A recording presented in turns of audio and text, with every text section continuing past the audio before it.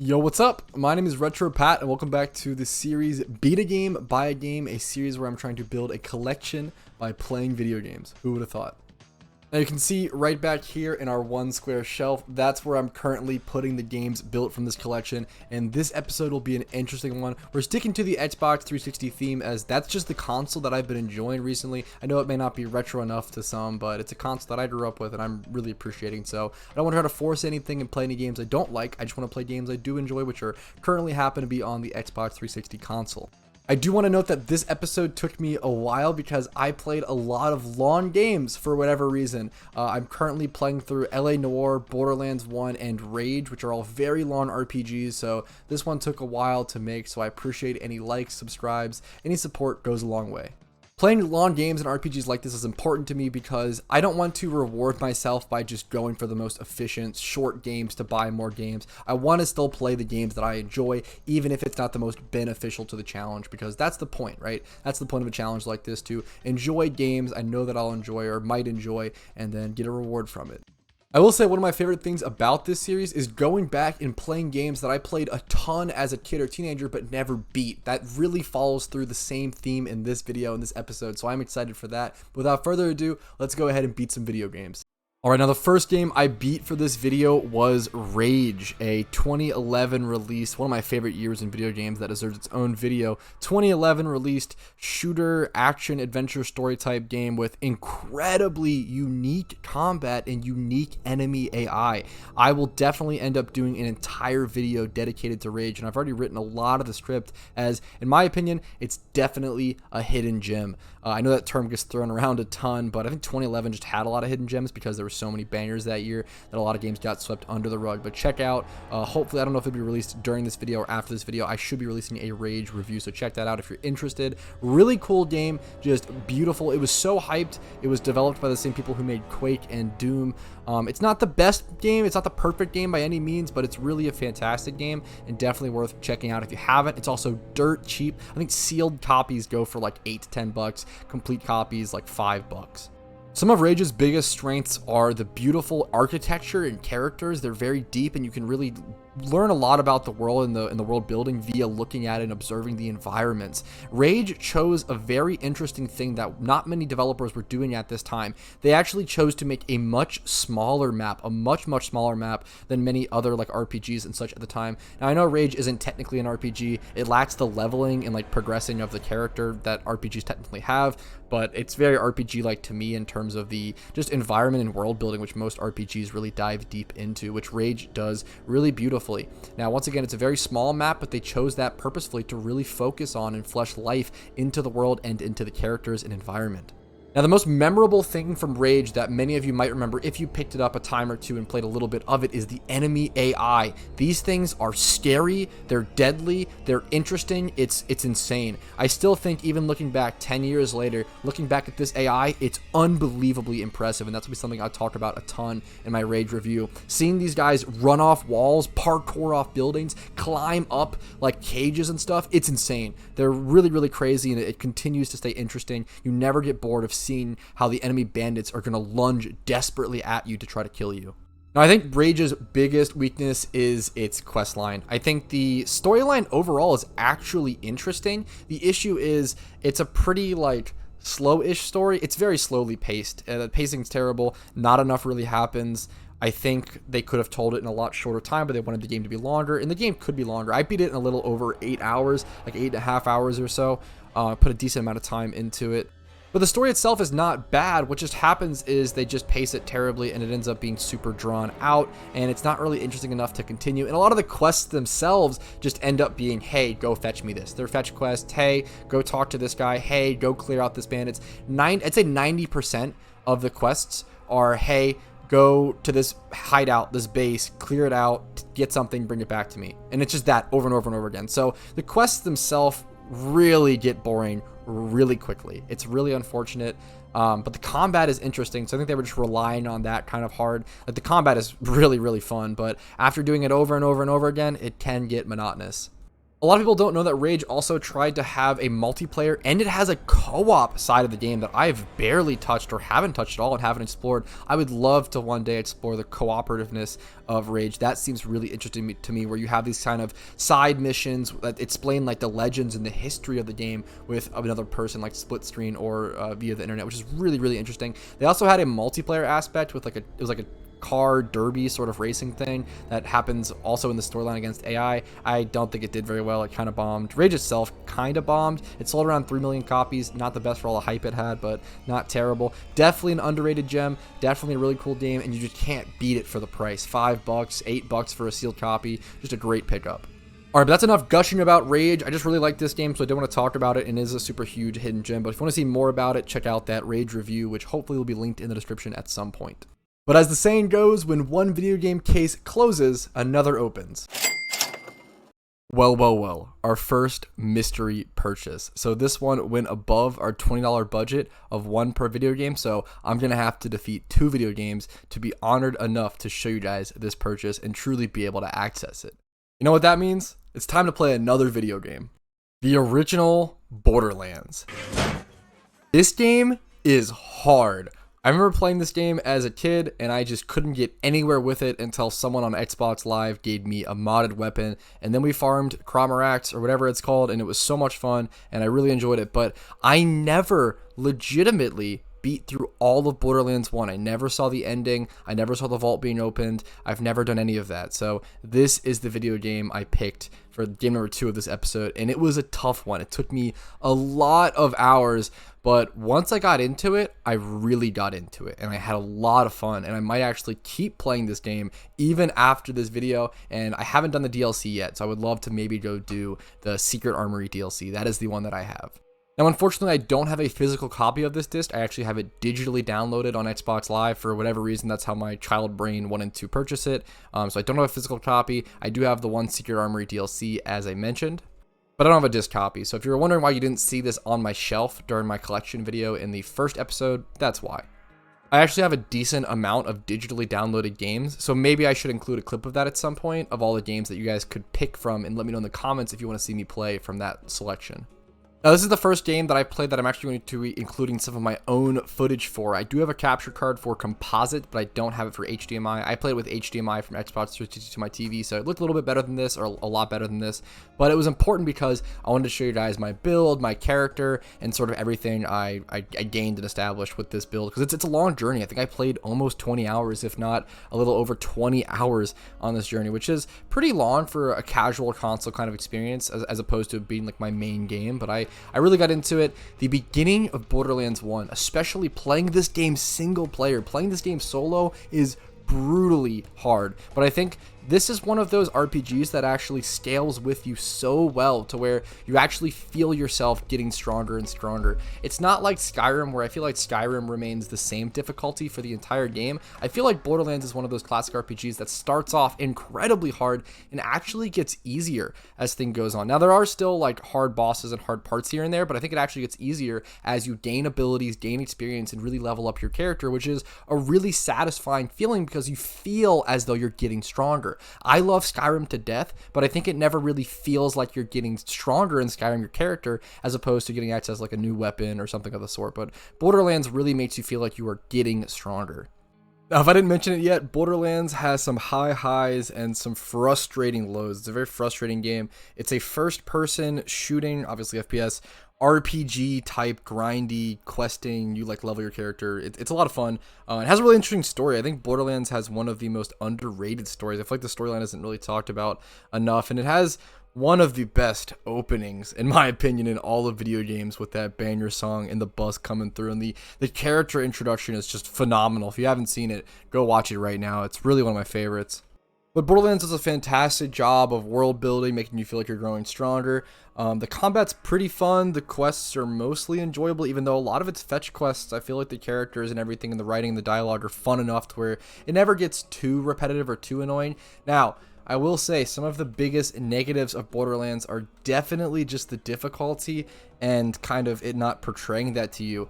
I'm not joking, every single quest I could touch and get my hands on in Borderlands.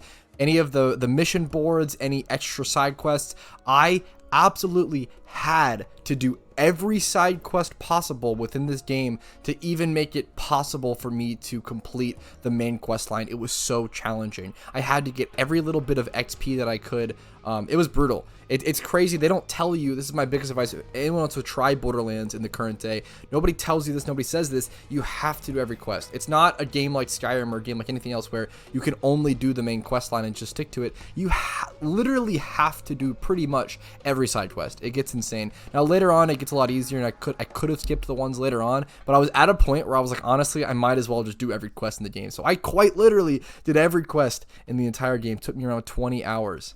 Now, I still have the DLC to play through, so I'll leave that for that. But a general overview of the storyline, I don't want to spoil things too much, is that you are someone who has come to this planet to look for a vault. And this vault is this sort of alien technology. It's theorized to be a cache of all their weapons, and you start finding alien weapons later in the game to sort of back up this theory. And you're really curious to find these riches and to become that adventurer that found the vault.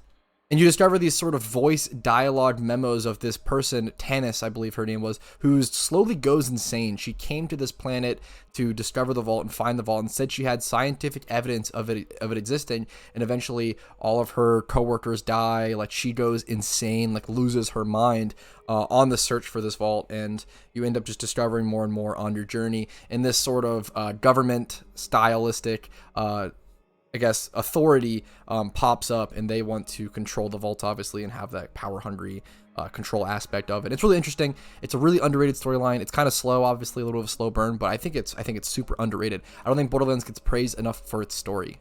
But I could rant about Borderlands for a very long time. You know, putting 20 hours into a game is no joke when it's a casual sort of console experience for me. So I'm going to leave it there. If you guys, I definitely recommend checking. If you've never played Borderlands 1, I definitely recommend checking it out. Definitely worth playing through. And I've never beaten all of Borderlands 2, surprisingly enough. I remember Borderlands 2 being super hyped up on release. So maybe I will go back and check that out. That might be coming up in the series. Alright, but after spending around 30 hours playing video games this episode, I think it's finally time to spend a little bit of money and invest in the collection. It's finally time to reveal to you guys what my purchase of this episode is. That's right, I was able to buy an Xbox 360 game lot, really still sticking to my guns on this one. I've been really enjoying the system for around $24 for 10 solid games. So around like $2.50 a piece or so, $2.40 a piece, like $2 per game. About a really great collection, really common games that I don't have in the collection, so I really wanted to build them up, and I'm really excited to run through them all with you guys today.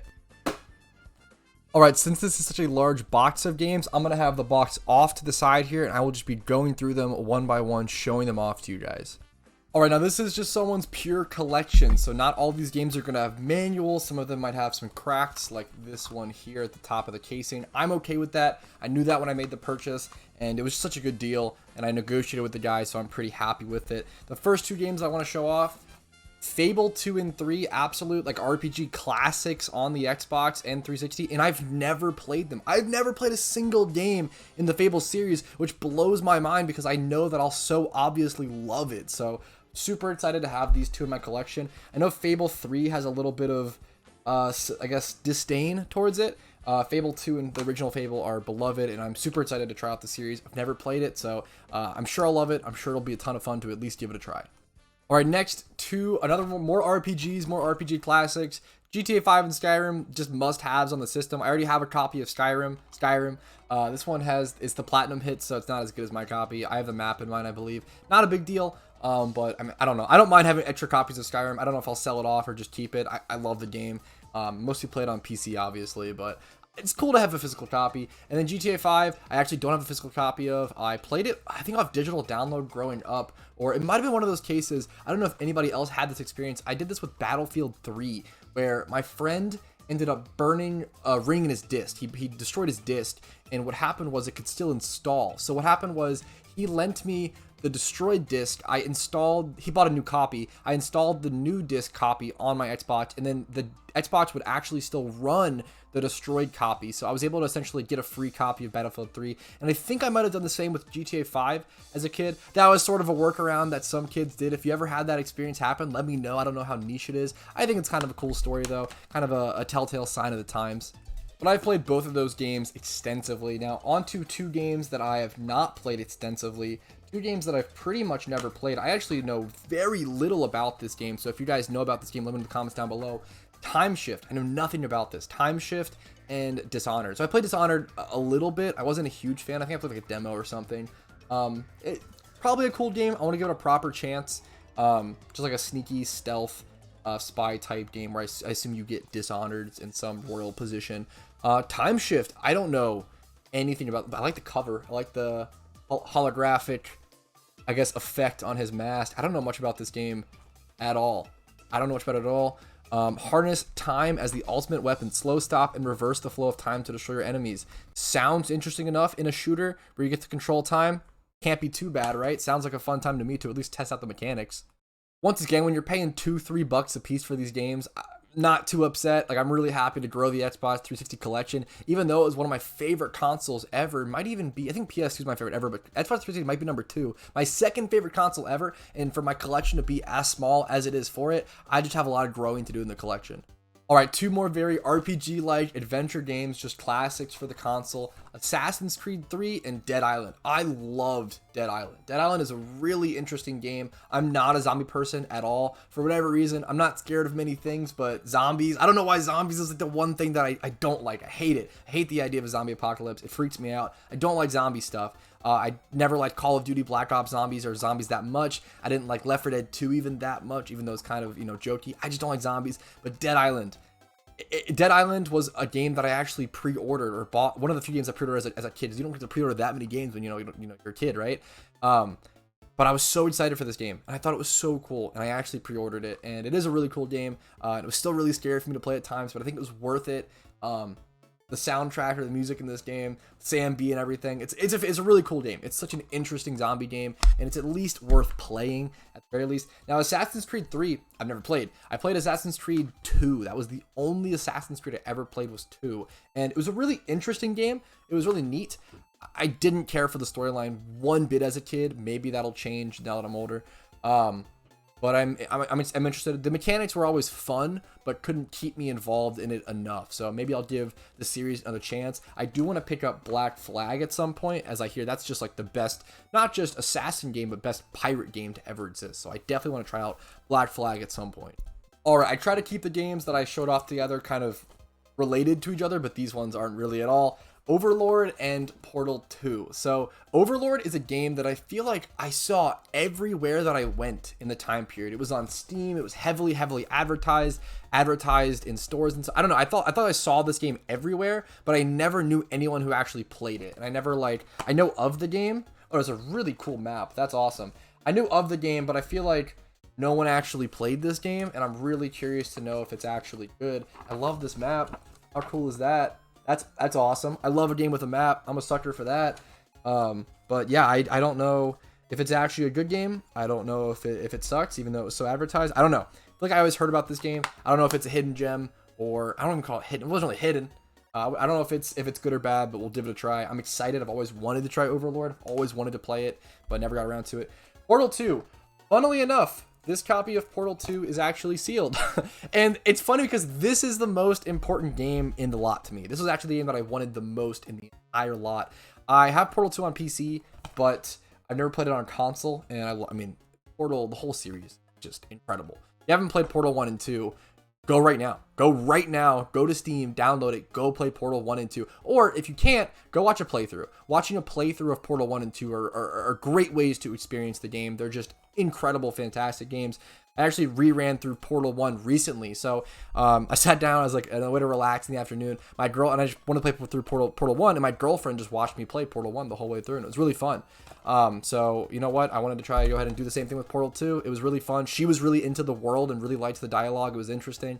And I want to do Portal 2. It's a good way to, it's a great game to play in front of someone if you know the puzzles and everything, and just show off the game and show off the world and the dialogue. It's really, really interesting. And Portal 2 just blew, I love Portal 1. I think I prefer Portal 1 as a better game, but Portal 2 is the objectively better game. It just took everything and blew it out of the water. It expanded on the story, the underground. It's beautiful. If you haven't played Portal 2 or Portal 1, go play them. They're both legendary games for a reason.